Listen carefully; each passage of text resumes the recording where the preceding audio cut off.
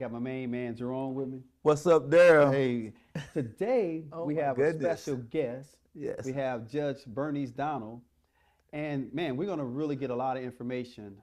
So this is gonna be a really, really good show in my mind, and that's always weird because it's just in my mind.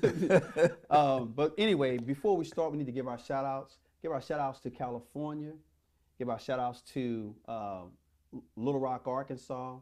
Shout outs to West Memphis, Arkansas. Shout outs to Memphis, Shelby County. Shout out to Mississippi and mom, family. Shout out to great state of Missouri. Shout out to Jerome's family. And Hey, now we got family. Judge Donald here. Shout out to her family. Yes. Thank you. Yeah. Thank you.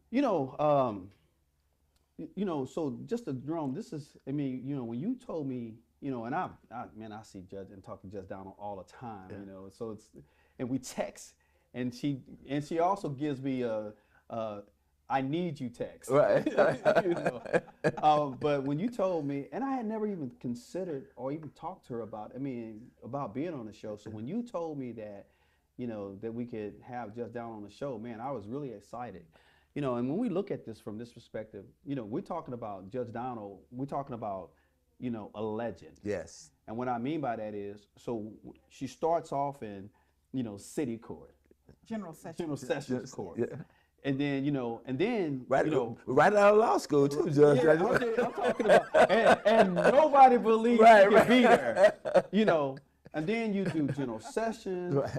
you do bankruptcy court, Yes. you do federal court, and then, because the thing about federal court, and most people don't realize this, it's a life of its own. Yes. So, and then they comb down or they look into every crevice of your life. Yeah.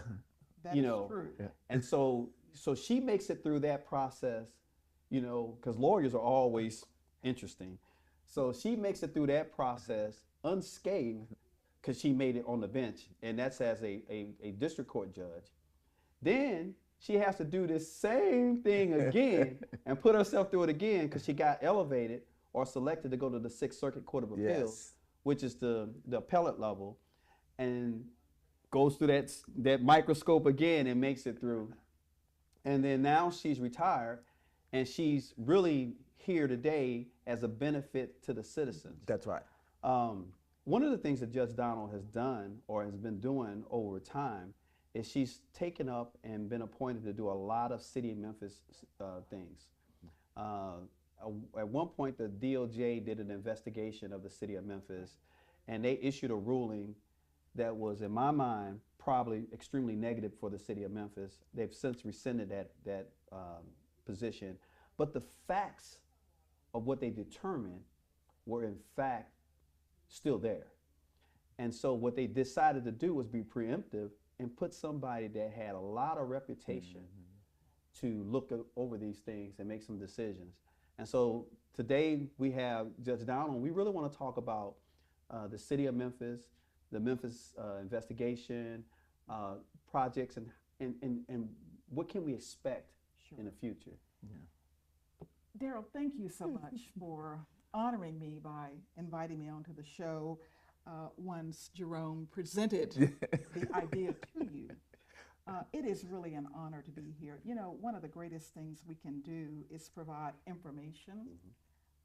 We now know how valuable information is because now that is an industry unto itself That's right right. now. I want to back up though and give your audience a little bit of background because I know you have a quadrant of young people Right. who listen to the show. Yes. And I want to give them a little bit of information about the things you mentioned in my background. First of all, I think it's important for everyone out there listening to know that if you prepare yourself, if you acquit and equip yourself to achieve a goal, you can do that, but you have to be resilient and you have to be persistent. Yes. In General Sessions Court, when I ran for judge, I'd been out of law school a little bit, around 2.5 years, and that's pretty young. Yes. But I had a lot of quantifiable experience, and I believed that I could do this. I had been in the courts as a lawyer, and I went to the community. I got the help of young people, and I was seeking a court in which I had practiced for pretty much my entire legal career, as young as it was. Yes. And when the citizens of Memphis and Shelby County elected me on August 5th of 1982, I became the first African American woman in the history of the state of Tennessee to serve as a judge. Oh my. And that provided an opportunity for people to see African American women in a role they hadn't seen them before. Yes. And that becomes important. But if you are fortunate enough and blessed enough to occupy that space, you have an obligation to the community to serve with dignity and honor so that somebody else who wants to seek that opportunity has an opportunity to put themselves Yes. forward. And I stayed there for 6 years, and then I made a 180-degree turn and applied for a position on the bankruptcy court. That is a federal court, and Darrell, as you said, you have to undergo an FBI background check. They want to know everything about you. They want to know every place you've lived, who you've communicated with, what you've written, what you've spoken, and they investigate every aspect of your life. And this is another thing I want to say to people.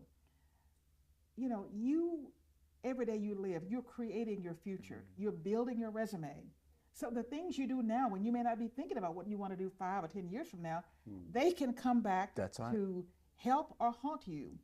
They want to know whether you've paid your taxes on time, whether you've had credit cards that had high balances that you weren't able to pay on time. They want to know whether you have been on social media, putting yourself in compromising positions. And those things can actually keep you from achieving your goals. So it might be fun right now, but keep in mind that those things are out there in cyberspace. They will go on, and the people who will be viewing those will not have the context necessarily that you would hope they would view it, and that can really short-circuit your career. That's right. I stayed on the bankruptcy court 7.5 years, and then President Clinton nominated me to the U.S. District Court.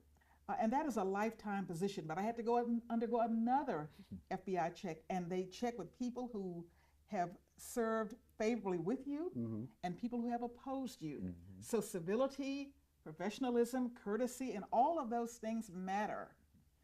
So you may really dislike the way somebody has conducted themselves before you, but the right thing to do is not to lash out, to write some kind of vitriolic post. It's not to go in and commit some kind of criminal act, but you be a professional and try to lift that person to a higher level. So that was a lifetime appointment that I stayed with for 15.5 years, and then President Obama appointed me to the U.S. Court of Appeals, which is one level below the U.S. Supreme Court. Yes. And that position covered Michigan, Ohio, Kentucky, and Tennessee. And the circuit court, the Sixth Circuit rather, has a panel of 16 active judges. We sit in panels of 3, and we hear appeals from the district court. I've had a marvelous career.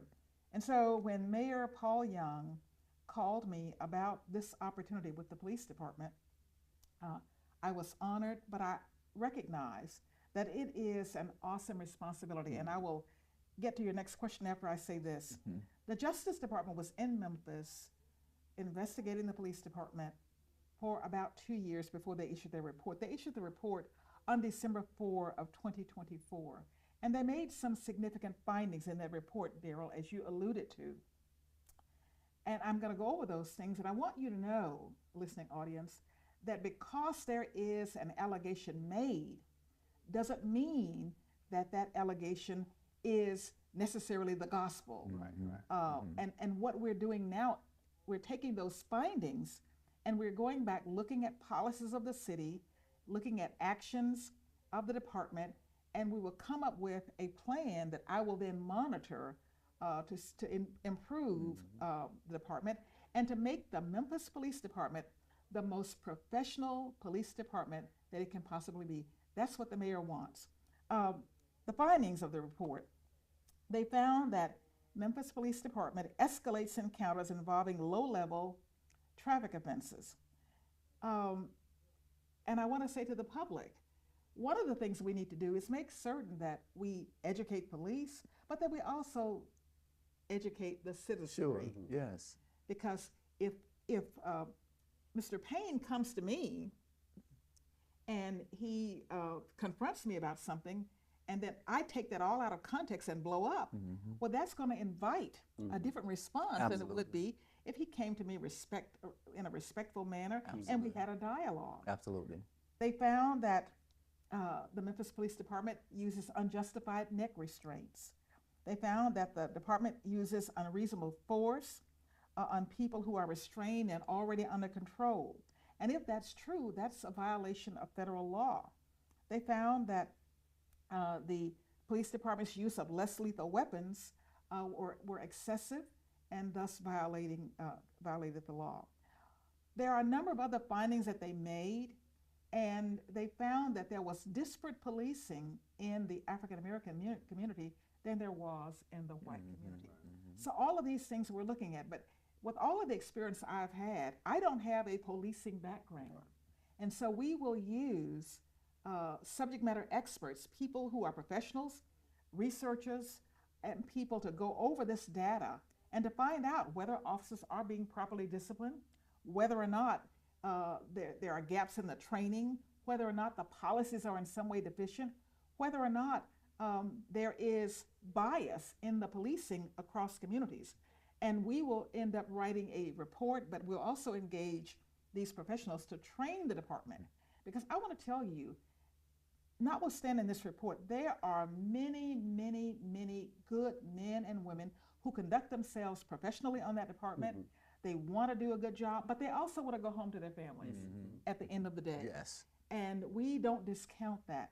So we will give a fair and balanced appraisal and review of the policies.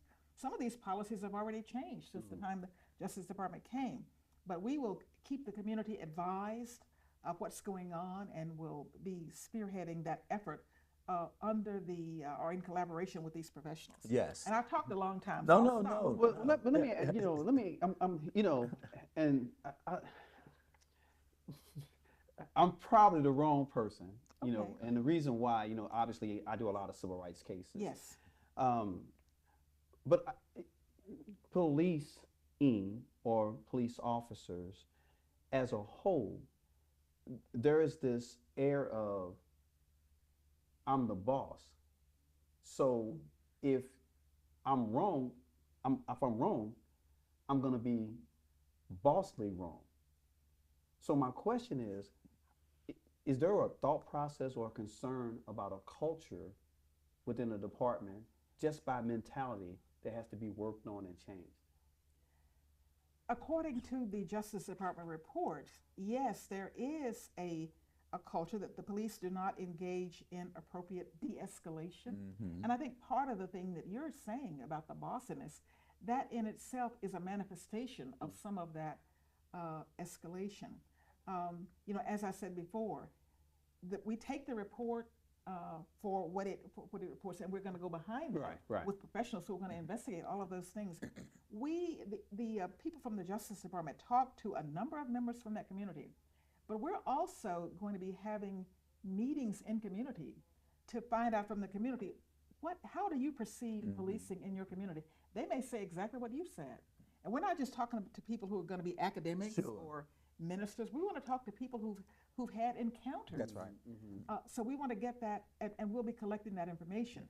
But we have got to make certain that we have a professional police department that respects the rights of all people, that police all people as citizens deserving of respect and dignity, and we must apply constitutional norms no matter who is the object of that policing. So that's the goal. But I don't want to leave here without saying we, the community, also have an obligation. Because the police rather, are the public, and the public is the police. We can't have, 2,000 police officers and put all of the responsibility on them to police our city 24/7. But when they do police it, it must be done constitutionally, it must be done with dignity, and it must be done with respect, and it must be done from a position of equal treatment. Well, so one of the things I've learned and I've watched, there's two things. The first thing is I don't want to say if it's the police department or the city of Memphis, but a lot of times there's a lot of police initiatives, and a lot of these initiatives are really, really good initiatives. I mean, because what has happened over the years, and tell me, I don't know how this has affected the system, but we went from police officers being in communities, walking, talking, hanging out with the citizens, to driving and patrolling in cars and not actually having a physical interaction with the public. How much of that has really changed or made policing problematic? That is a keen observation that you make. I have talked with police chiefs and citizens in other communities, and one police chief with whom I train is the chief of the St. Petersburg Police Department. There's a different demographic. There's smaller community, but this chief implemented a program that's called Park, Walk, and Talk. So I like 1 hour that. a month, every officer who patrols the streets of St. Petersburg has to go into the community they patrol rather, park their car. They're not making any arrests. They're just going, knocking on doors, introducing themselves, and meeting the people on the other side of those doors. It's not a confrontational situation. They're not meeting each other in crisis. What that has led to is greater trust, more equitable policing, but it's also led to higher quality policing, because when something does happen, the people in that community know the officer, and they're more willing to come forth and give information and help to solve those problems. So I believe that real community policing, not just the label community policing, real true community policing is one of the keys to solving this issue that we have. We can't just stay in the cars and just meet people in the community at the time when there's a crisis, when we're trying to make a arrest, when we're hunting for somebody. And an annual giveaway of turkeys at Christmas time is not going to do that. That's right. Those are the good initiatives. Yeah. Nor will, an occasional basketball game in the community. There's got to be real, true community policing. Yeah, but on top of that, again, I like some of the initiatives, like you just hit on the turkeys and just being around people that need help. I mean, but sometimes it's not enough. That's the point. That can't be all of the initiative. Right. It can't be. And let me just say, as I have gone about this community, there have been people who have said to me, we need more policing in my community, because people are fearful. Right, But that's people right. should not be a hostage That's in right. their own home. That's right. And there is a role for police. Sure. Right. But Right. it's got to be professional policing, it's got to be respectful policing, and it's got to be policing with dignity. And it can't be us against them. We can't look at and project our own biased stereotypes onto every person who's in that community, every 16-year-old who's got his pants hanging down, or every, every person who might have fingernails that are longer than we would. Or tattoos. Or tattoos, Right. absolutely. Yeah. So we've got to be mindful and Yes. understand that we all have these stereotypes in our mind, That's but right. we cannot go out and make projections about people based on our own biased That's right. stereotypes. And one of the things too is that we really ask our police officers to do too much. Absolutely. We make them social workers, they're health providers, and sometimes that needs to be parsed out in a different way. One of the things is the the CIT Yeah, the team. crisis intervention team. That's one of the most important things, because many people who have confrontation with police officers are suffering some type of mental issue. And so that shouldn't be met with gunfire or taser or something. It should be, again, used in the de-escalation type of. As a point of pride, as I have begun this work and I have talked to people who were involved in the Baltimore Reform Initiative, people who were involved in the New Orleans Police Initiative, Seattle. I've talked to some of the people who were in Minneapolis. And the one thing I have heard from those individuals is that Memphis has the #1 crisis intervention team Mm. in the country. Oh, It is my the model. goodness. It is Oh. the model. Hmm. But as you say, Yeah. you can have a model, but if you're calling on the police to do everything, then we're overtaxing a singular True, resource, true. Right. and that's going to impact that. True. You know, but the second thing I also was going to talk about, Judge, and you know, most people hate it. Technology. Most people hate technology, right? But the best thing that ever happened was body cameras. Because the old rule, and we say that, I say this with my kids, and people say this with their kids, and people say with other ones, right? You will do a lot of stuff when you don't think nobody watching. Interesting. The camera's always on. Yes. So if the camera's always watching you, and you know it's always watching, now if you're gonna do stuff and you know the camera's on, you shouldn't be doing that job. But if you pretend like the camera is always on, and I'm gonna work based off of everybody is checking my every move, my every word, my every statement, Sure. then you will do a better job just overall. Well, I want to disagree slightly with your Okay. initial premise, Okay. and that is that everybody hates technology. I think people love certain technology, but if you're talking about departments and body cams and that kind of a thing, some people do not like that. And I think the public has a right to be suspicious when something happens, and there are periods when all of a sudden the body camera Sure. is Sure. off, Sure. or it conveniently did not get turned on. Sure. People have a right to question Right, that, right. and there have to be policies, and there has to be adherence to those policies, and the supervisory levels have to make sure that those policies are enforced. Exactly. And when there is a failure to enforce the policies, that there is Consequences for consequences, yeah, right, yeah, discipline. absolutely, And absolutely. it can't Yeah. just be we're all in the same No, pen, no. and I'm gonna wink, wink, slap, slap. No. No, it can't be. And that's the concern, Yeah. you know, Yes. Judge, you That's hit right. it on the head, because that's the concern, because, you know, again, I do what I do, but always the concern is a lot of these organizations have policies. Yes. And the policy says, so for instance, with the police, the policy says if you have an excessive force or any type of force that's been alleged, then what the supervisor is supposed to do is review all the body cameras. Right. That's, and you probably know this better than me, but that's Memphis policy. But what we have learned is that wasn't happening. So they would have those policies and those requirements, but then they wouldn't do those things. So a policy that nobody wants to kind of pay attention to Right. or follow through on. A policy on paper is just words on paper. It's That's just like- exactly It's just right. like I tell people all the time.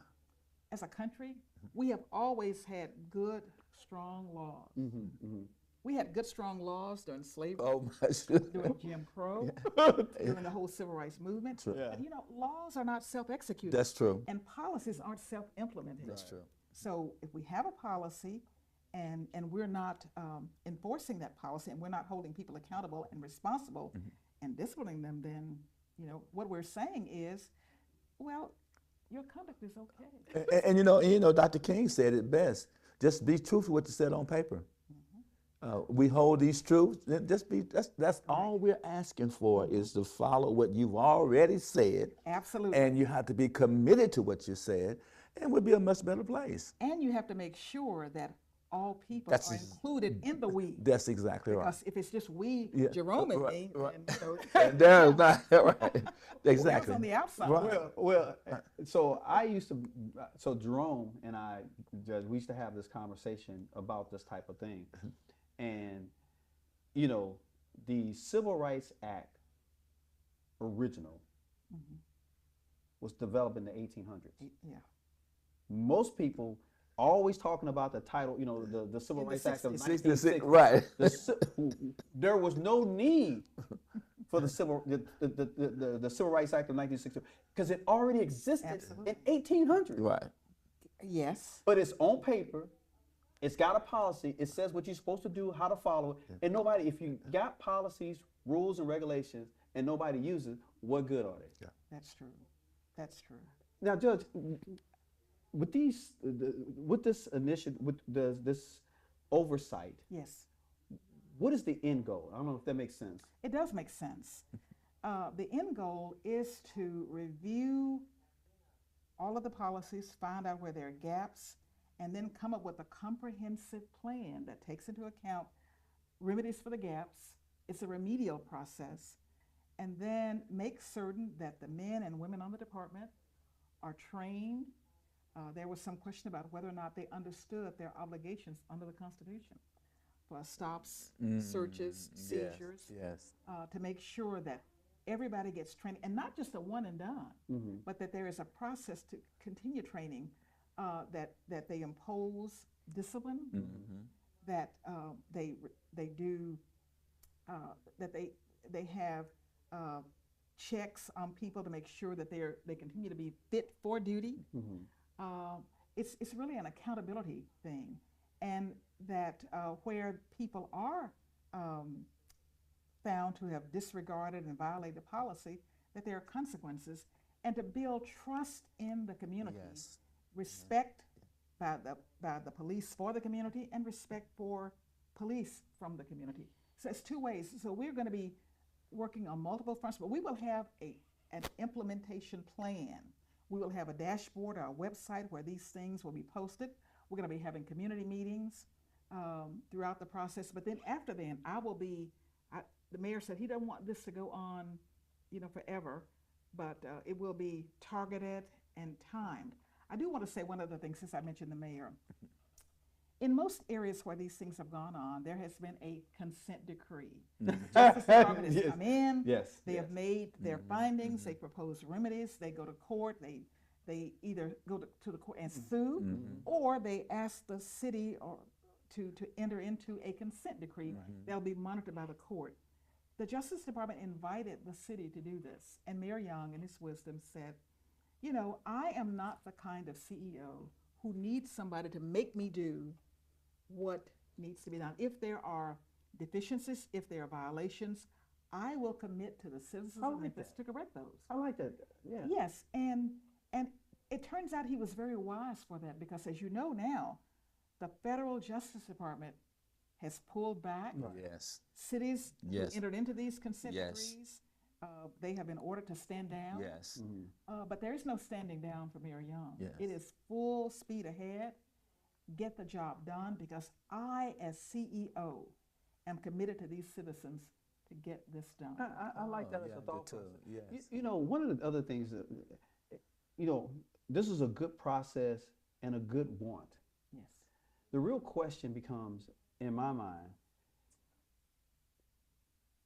so unfortunately, since COVID, and maybe even before that, we've had a substantial problem with being able to hire people. Recruiting is a problem. And not only hiring people, but hiring the right person, the right temperament, the right person, the right mindset.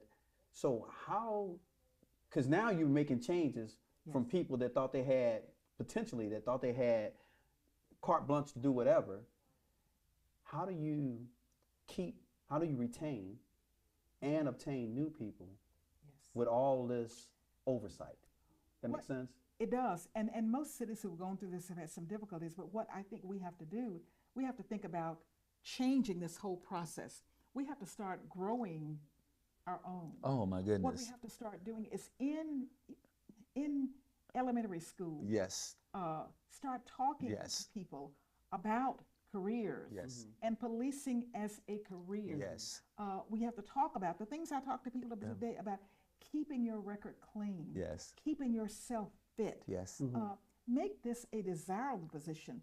And we as a community have to start, when police start to do better, we've got to start talking about policing Yes. differently. Yes. It should be a noble profession. Right. We should really value this obligation to protect Oh, and yeah. serve. Yes. And we ought to be excited about members of our family Yes. who aspire to go into policing.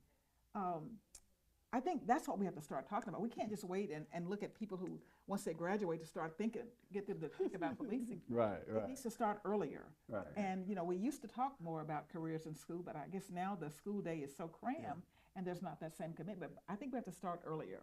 Like we're building a pipeline for lawyers. We got to start building a pipeline for police officers. Absolutely, and in the neighborhood initiatives that you talked about, police officers going knocking on the doors, because just like Darrell and I talk about all the time too about I never knew a lawyer before I became a lawyer.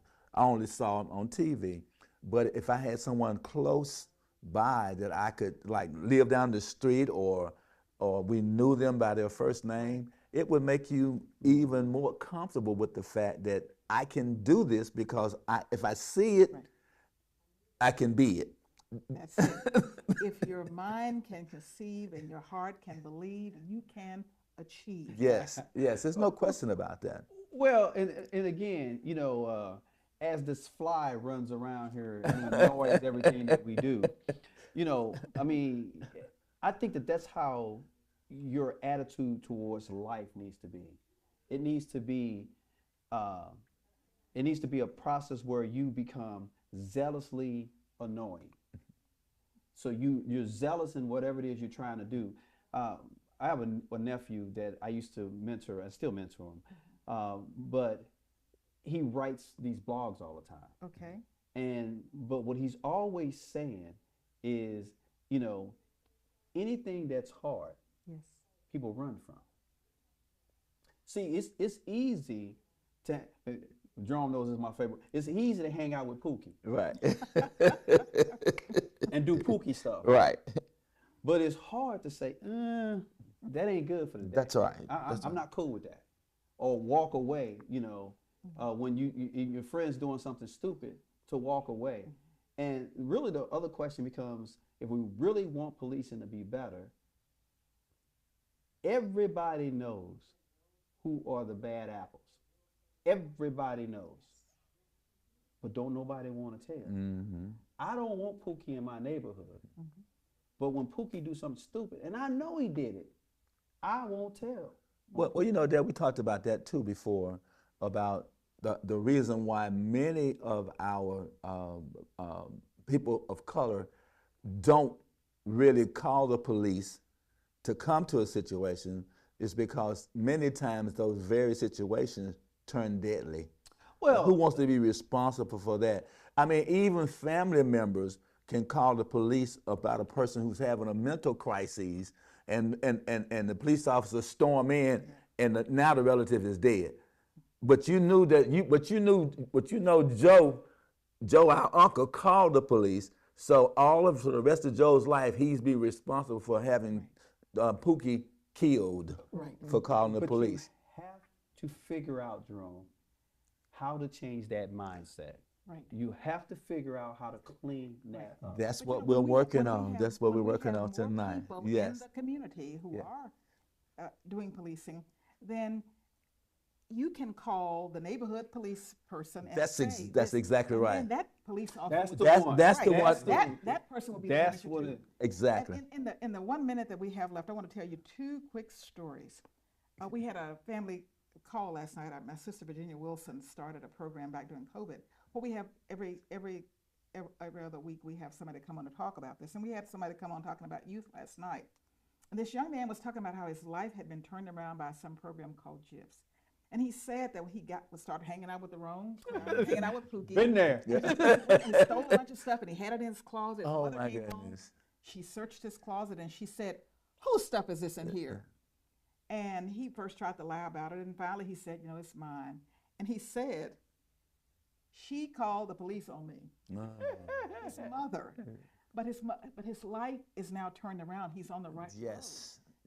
And the police didn't come in and beat him up or shoot him or anything. They came in and he lived to tell that. That's one story, and I think that's about all the time I have. But I'd like to make a closing comment to the public. This initiative is well-meaning. The mayor is committed. I'm committed. But we can't do this alone. We need the help of our community. And for those of you who are in these other surrounding communities, let your friends in Memphis know that Memphis is better then we are presented, and we are committed to being not only the best city that we can be, but we're interested in having the best police department that we can have. That is our goal. And in the words of Nike, we're just going to do it. Right. All right, y'all. Thank you for watching the show. We're going to bring Judge Donald back again, and going to try to get a plan together where she can give some updates on different things when this, as things go along. Again, thank you for watching the show. We'll see you back next week.